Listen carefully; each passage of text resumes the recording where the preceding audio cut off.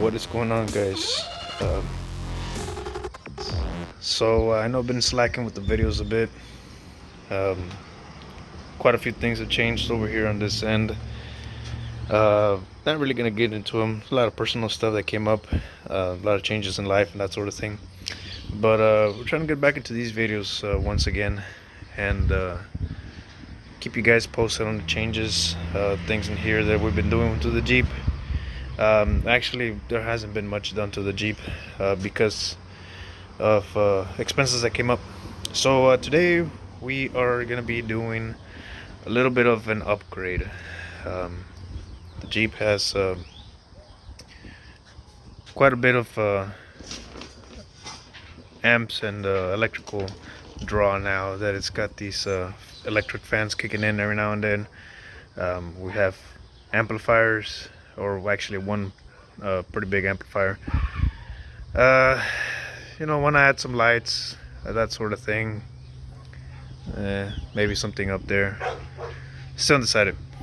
But we want to go ahead and upgrade uh, our electrical system a little bit. We got that AGM battery. Does pretty okay. It's about 3 years old. Haven't given me any problems. But this part of the electrical system has kind of been slacking quite a bit. It's the stock alternator. On these old ones, 2000s, 2001s, I believe 99s and up. I'll go with 2000, 2001s. They came with, I believe it's 116 amp, I believe is what it is. Does okay for pretty stock applications, but like we said, once we start adding some electrical accessories onto it, doesn't like it very well. So along with that, we did do the AGM battery. It does okay, but kind of needs to be paired up with something a little bit better. So we are doing the Durango alternator here.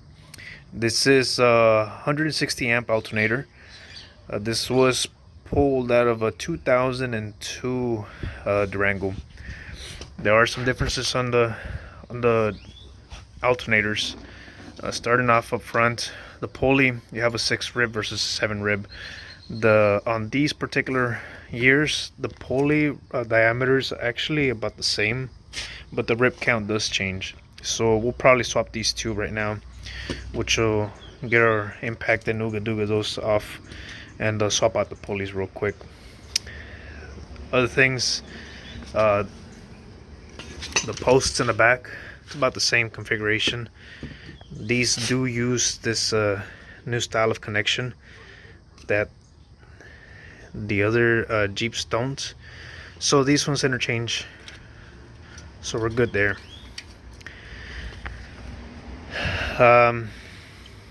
This is the positive terminal post. Positive terminal post is about the same thing. The mounting configuration for this and these and the ears over here, they're the same thing. When it comes out to the body, the Durango, obviously, because it's a bigger alternator, has a much larger body as opposed to the Cherokee stock alternator. I don't know how well you can see that there, but the mass is certainly a little bit different. So when we come to the bracketry, we need to compensate for that a little bit. So what I did was that I ordered a new alternator bracket. Came with the bolts. I did have to get one of these to be a little bit longer. I'll explain why right now. But I took the ye old angle grinder and took some of these pieces away. Compared to the old unbothered,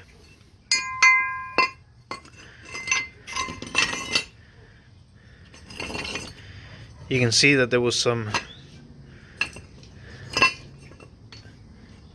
material taken away quite a bit. It's mostly here, here, and a little bit over here just to smooth it out a little bit, but it's not a whole lot. You don't need to go necessarily crazy on it. These ones still need to thread and hold on to something so your bracket doesn't go all crazy and break. So it's just a minor of a fitting. a little bit of grinding on a flat wheel, maybe deburr a little bit on these edges so you don't cut yourself when you're installing it. But it's not rocket surgery. That's pretty much done there. This alternator bracket that goes up front will also have clearance issues. When you set it up, you will notice that there are areas specifically here and here that need to be clearanced out. As you can see, that was also taking a good couple of cuts at it, good couple of whacks with the angle grinder, and some material was taken off. It's a little bit of a fit and test, cut a little bit at a time or grind down a little bit at a time just to make sure it fits. Everything around the body here has about a 1/16 of clearance all around the bracketry, so everything clears okay. I didn't want to necessarily make it too tight without giving myself any wiggle room to adjust or to install this alternator. If I have to go back and do some more grinding, I'll end up doing that, but for now I think that's pretty okay, and we'll save these stock brackets for a rainy day. So I'm gonna go ahead and get my impact, swap these pulleys out, and I'll bring you in probably after we wrestle this alternator in. It's quite of a booger to get it in there. These E-fans aren't the easiest to put on and off, and I really don't feel like taking them off. I showed you all how I install those on another video, but as y'all can see, I also have these bigger wires, which are a little bit of a overkill. The 0 gauge. I'm redoing all my grounds, 100% copper. They're pretty redonkulous. I'll show you all a little bit of how we're doing that, but they're all gonna match. This is a big cable upgrade that's going in as well. I decided not bother to make a video about that because there's quite a really good ones out there that use some good kits that are pretty complete, as opposed to me that I'm just doing this way overkill for my alternator probably. But you can see that a lot of my grounds are upgraded, and I'm also going to ground that alternator down to the body, which is this one right here, and then the battery ground, which is this one right here. So yeah, let me get this wrestled in here, and I'll bring you guys in a few. And we have next day. Anyways, we managed to wrestle that alternator in there. It actually wasn't too bad trying to get it in there. You just got to consider that it is a little bit of a bigger body, so you're gonna have to struggle with it a little bit more. I found that if I get it closer to the motor mount area and try to shimmy it sideways, it'll just drop right in. After that, what I did end up doing differently was this top bolt right here. It normally goes in from this way, it threads in this way, but because I have these fans, I opted to thread it out the opposite way, facing towards the front. And with that, I decided to ground that body, that alternator at the body, and snaked that whole ground cable up to here. The original grounding terminal for the batteries on these Cherokees over here, but I went ahead and relocated it to this side, and you can see those fat terminals on there. There's two of them stacked. One of them is coming directly ground from the battery, and the other one is coming directly from the alternator, and this is ground to my fans. But that's what I did. Like I was telling you guys, this is all 0 gauge. This is way overkill. I honestly wouldn't be doing it if I wasn't gonna upgrade my sound system, and eventually, well, other stuff that I do want to get later on down the road. But that one over there is going to be for my amplifier. This one up here is going to be for a little bit of accessory fuse box, if you guys can see over there. That's got its own terminal as well. That's why you see this whole big wire mess up here. What I ended up doing was that I took that alternator terminal, a positive one coming out of the rear, out of the alternator. Sorry, let me get you a good view. And I decided to make a 0 gauge as well, and that snakes right here, snakes around the electronics and the fuse panel, and it comes up here. Now, because this is a 160 amp alternator, I went ahead and dropped the fuse in it.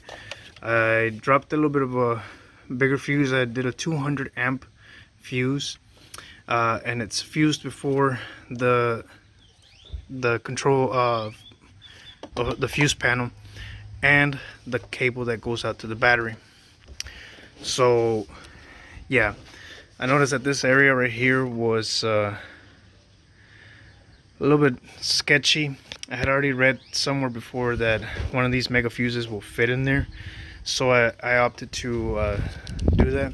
I put one of these tabs in there, and it's kind of janky, but it holds in there. And I also didn't want to add another one of these external fuses, simply because I'm running out of space, and it's just one of those extra things that you have to be aware of about.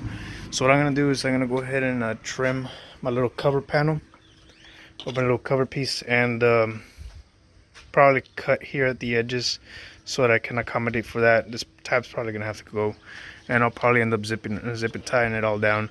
But yeah, that's pretty much it.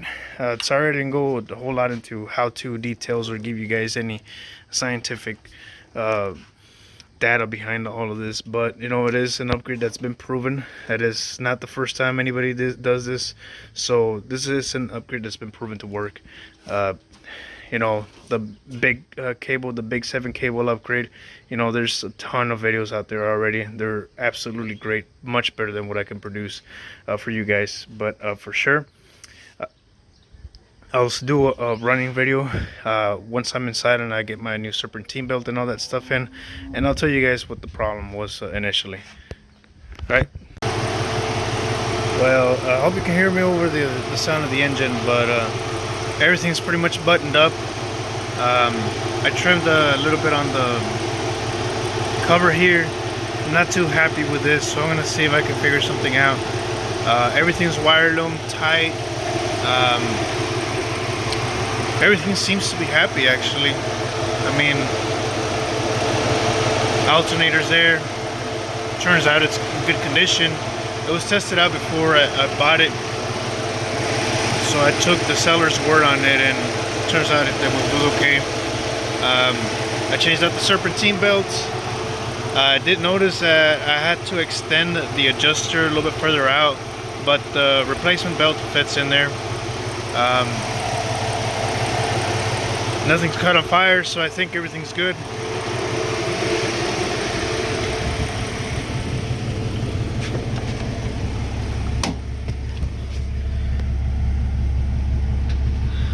Aside from the fans that are on and the regular accessories and everything that's being put on there, there's nothing really loading on the electrical system right now.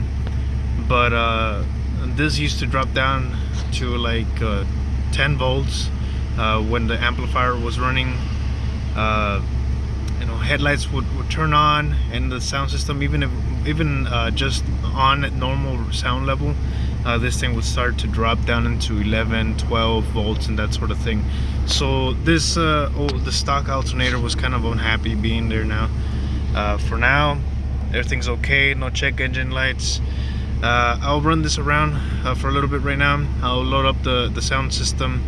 I'm not gonna really play any music on it because I don't want YouTube to give me some scolding for using, you know, unauthorized music or whatever. But yeah, I'll try this out. I'll load up the system, turn on the lights, hit up the amplifier and that sort of thing, and I'll let you guys maybe see. but for sure I'll test it out for myself and I'll let you guys know.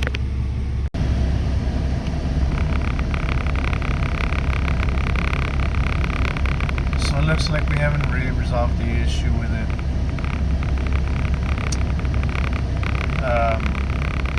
I tried loading up the amplifier almost to max. The AC is running and all, so we have a whole lot of draw on this system right now, and we have all this fluctuating in the system, so I guess this is not a very successful fix to our problem. I think that the next thing that we might have to do is try to go dual batteries, but I'm gonna have to figure out a thing or two for that before we pull the trigger on that. Well, I guess we'll do a video on that when we get there, but for now, this is it. That's me shutting down the AC, and it jumps right up. I did notice that when the amplifier was hitting it the most, it dropped down to about 12 volts, more or less. And I could hear the alternator screaming up front, so yeah. I mean, granted, the alternator, the amplifier is going to pull a lot more power than what, you know, any stock alternator can draw or can output out. So it's kind of unfair, but you know, oh well, we'll see what we do later.